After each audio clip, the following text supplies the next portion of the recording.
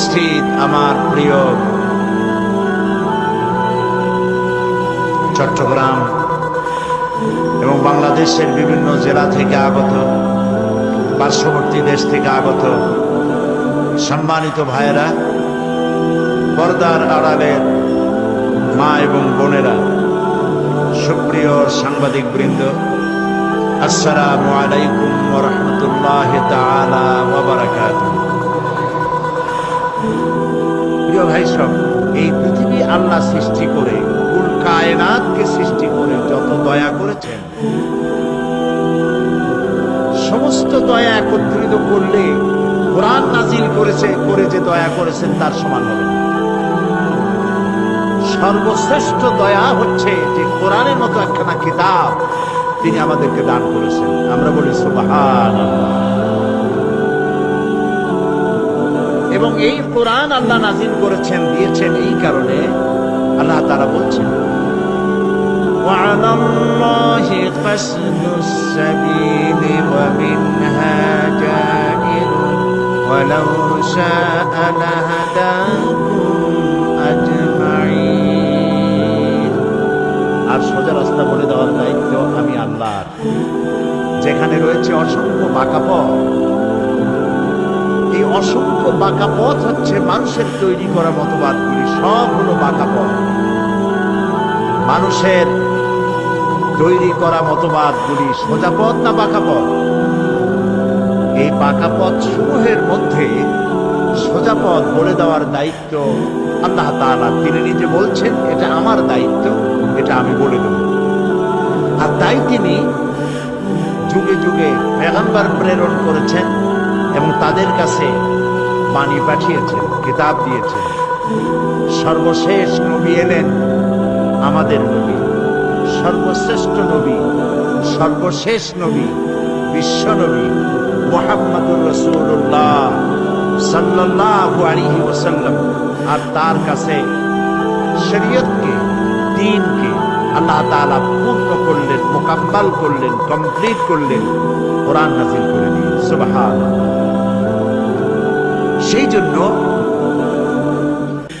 এই কিতাব আল্লাহ তাআলা নাযিল করেছেন, যে কোরআন আমি আপনাদের সামনে আলোচনা করছি বা আমরা করতেছি, এই কোরআন হচ্ছে মহাবিশ্বের মহাবিশ্ব। এর থেকে আশ্চর্যজনক কিতাব এই পৃথিবীতে আর আসেনি। এ কোরআন শুধু মুসলমানদের জন্য নয়, আজ আমাদের 25 বছর পূর্তি উপলক্ষে আজকে যে মানুষের ঢল নেমেছে, এর মধ্যে নিশ্চয়ই হিন্দু ভাইরাও আছেন, অমুসলিম ভাইরাও এসেছে, ঠিক নয় কি? আর যদি তারা নাই আসেন, তাহলে প্রতি বছর মুসলমান নয় কারা? এই মঞ্চে আপনারা দেখেছেন শত শত, গত 25 বছরে শত শত হিন্দু, বৌদ্ধ, খ্রিস্টান এই মঞ্চে ইসলাম কবুল করেছেন। আলহামদুলিল্লাহ বলে আমি কোরআনে কারীমের মাহফিলের পক্ষ থেকে সেসব অমুসলিম ভাইদেরকে সুস্বাগতম জানাচ্ছি, ওয়েলকাম করছি, খের মাকদাম করছি, মারহাবা বলছি, ধন্যবাদ জানাচ্ছি। কারণ এ কোরআন শুধু মুসলমানদের জন্য আসেনি। হুদাল লিন্নাস, হাদা বায়ানুল লিন্নাস। এ কোরআন গোটা বিশ্ববাসীর জন্য। সুবহানাল্লাহ। যারা মানুষ নামে পদবাচ্য যারা বিবেচিত, যাদের নাম মানুষ, তাদের জন্য কোরআন। এই জন্য কোরআন অন্যান্য ধর্মীয় পুস্তকের মতো নয়। কোরআন হচ্ছে মানব জীবনের একটি পূর্ণাঙ্গ জীবন বিধান। এ কোরআন যখন নাযিল হয়, আর নবী করিম সাল্লাল্লাহু আলাইহি ওয়াসাল্লাম যখন এটা পড়তেন, তখন তৎকালীন কাফেরেরা নবী করিম সাল্লাল্লাহু আলাইহি ওয়াসাল্লামকে পাগল বলত, জেনে ধরা রোগী বলত। নাউযুবিল্লাহ। এখন নবীকে যদি পাগল বলা হয়, জেনে ধরা রোগী বলা হয়, তাহলে আঘাতটা লাগে কোথায়? আল্লাহর অস্তিত্বে আঘাত লাগে। আল্লাহর নবীকে যখন মুশরিকদের পক্ষ থেকে পাগল বলা হলো, জেনে ধরা রুগী বলা হলো, মাজনুন বলা হলো। আল্লাহর পক্ষ থেকে তার জবাব এলো, রব্বুল আলামিন তাদের কথার জবাবে শুনিয়ে দিলেন, ওয়ামা সাহিবুকুম বিমাজনুন। তোমাদের সাথী তিনি পাগল নন। তোমাদের সাথী অর্থাৎ যিনি তার কৈশোর যৌবন জীবনের একটি বিরাট অংশ তোমাদের সাথে কাটালেন, 40টি বছর পর্যন্ত তাকে তোমরা তো পাগল বলনি, আজকে পাগল বলছো কেন? সুতরাং তিনি পাগল নন, তিনি কবিও নন, তিনি জেনে ধরা রুগীও নন। আর আমি তার কবিতা শিখাই নাই। ওয়ামা আল্লামনাহু আশ-শি'রা ওয়ামা ইয়ানবাগী লাহু। নবীর জন্য কবিতা শোভনীয় নয়, নবীর জন্য কবিতা শোভনীয় না। আমি তাকে কবিতা শিখাই। নবীর জন্য কবিতা শোভনীয় নয়। তার মানে হচ্ছে কবিতা হচ্ছে যারা কবি তারা কথার ফুলঝুরি ছোটান, তেপান্তরের মধ্য দিয়ে লাগামহীন ঘোড়া ছুটিয়ে দেন, নিরুদ্দেশ্যের উদ্দেশ্যে যাত্রা করেন, কথার আগামাথা থাকে না। এই জন্য কবিরা মানুষের মনে আনন্দ সৃষ্টি করতে পারেন ঠিকই, কিন্তু কোনো বিপ্লব ঘটাতে পারেন না। কবিরা কখনো যুদ্ধের নেতৃত্ব দিয়ে সেনাপতির দায়িত্ব অথবা রাষ্ট্রপ্রধান এর দায়িত্ব সুচারুরূপে পালন করতে পারেন না। এই জন্য কবিতা এটা নবীর জন্য শোভনীয় নয়, কারণ কবিরা এমন সব কথা বলেন যে কথার সাথে বাস্তবতার কোনো মিল থাকে না। এ বিষয়ে আমি এর পূর্বে অনেকবার আলোচনা করেছি, আজকে সেদিকে না যাই। কবিত্ব এটি একটি কোয়ালিটি, এটি আল্লাহর একটি দান। কেউ তো কবিতাকে আল্লাহর শ্রেষ্ঠত্ব, মহানত্ব, তার বিশালত্ব এগুলি প্রচারের জন্য কাজে লাগায়। কথা বুঝতে পেরেছেন? আর কেউ তো কবিতা দিয়ে মানুষকে অশ্লীলতার দিকে আকৃষ্ট করে। সুতরাং কবিতা বা কবিত্ব একটি প্রতিভা, কিন্তু সেই প্রতিভা কোন পূর্ণাঙ্গ প্রতিভা এমন নয় যা জাতি গঠনে কোনো বিপ্লবী ভূমিকা রাখতে পারে। এই জন্যে আল্লাহ রাব্বুল আলামিন বলছেন যে আমি আমার নবীকে কবিতা শিখাই নাই এবং কবিতা তার জন্য শোভনীয় নয়। নবী করিম সাল্লাল্লাহু আলাইহি ওয়াসাল্লাম যখন কোরআনের এই দাওয়াত দিচ্ছিলেন, সমাজে এই দাওয়াত যখন দিচ্ছিলেন, যেহেতু তিনি যখন কোরআন পড়তেন লোকেরা মনে করতো এটা বুঝি কবিতা। আপনি যদি কোরআন তাড়াতাড়ি পড়েন তাহলে মনে হবে যেন আপনি প্রবন্ধ পড়ছেন, আর যদি প্রতি আয়াতে থেমে থেমে পড়েন মনে হবে যেন আপনি কবিতা পড়ছেন। এটা ঠিক কিনা বলেন? দেখুন, আর রহমান আল্লামাল কুরআন খালাকাল ইনসান আল্লামাহুল বায়ান। থেমে থেমে পড়লাম মনে হলো যেন কবিতা। আবার যদি একসঙ্গে পড়ে যান, আর রহমান আল্লামাল কুরআন খালাকাল ইনসান আল্লামাহুল বায়ান, এভাবে যদি আপনি না থেমে যদি পড়ে যান মনে হবে প্রবন্ধ। আর যদি আয়াতে আয়াতে থেমে থেমে পড়েন আগাগোড়া সূরা ফাতিহা থেকে নাস পর্যন্ত মনে হবে যেন কবিতা পড়ছেন। সুবহানাল্লাহ। এবং এই জন্য কোরআন মানুষের মুখস্থ থাকে বেশি। কোরআন মানুষ মুখস্থ করতে পারে একটি কাব্যিক ছন্দ, একটি কবিতার ছন্দের মতো। এর ভাষা, এর লালিত্য, এর মাধুর্য, এর বাচন ভঙ্গি, এর রচনা শৈলী একটা ভিন্ন প্রকৃতি। সে ব্যাপারে আমি কথা বলবো ইনশাআল্লাহ। আমরা বলছিলাম যে আল্লাহ তাআলা কোরআন নাযিল করেছেন, কোরআন শিখিয়েছেন মানুষকে, এবং এই কোরআন শিক্ষা দেওয়াটা হচ্ছে আল্লাহ তাআলার সৃষ্টি জগৎ মানুষের জন্য সব থেকে বড় দয়ার প্রমাণ। আর এই কোরআন যখন নবী করিম সাল্লাল্লাহু আলাইহি ওয়াসাল্লাম তেলাওয়াত করতেন, ওরা মনে করতো কবিতা পড়তেছে, জেনে ধরেছে। হযরত ওমর রাদিয়াল্লাহু তাআলা আনহুর সময়, তিনি যখন জাহিল ছিলেন, সে সময়ের এক ঘটনা। তার ইচ্ছা হলো তিনি নবী করিম সাল্লাল্লাহু আলাইহি ওয়াসাল্লামকে নির্যাতন করবেন। তাকে খুঁজতে লাগলেন, খুঁজতে খুঁজতে তাকে পেয়ে গেলেন। তিনি মসজিদে হারামের মধ্যে নামাজ পড়ছেন, নামাজে দণ্ডায়মান, তিনি তেলাওয়াত করছেন।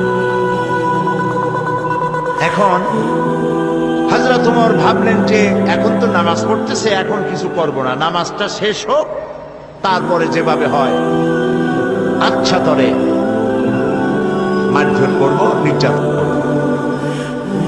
নবী করিম সাল্লাল্লাহু আলাইহি ওয়াসাল্লাম তেলাওয়াত করতেছিলেন, আর এই তেলাওয়াত হযরত ওমর শুনতেছিলেন।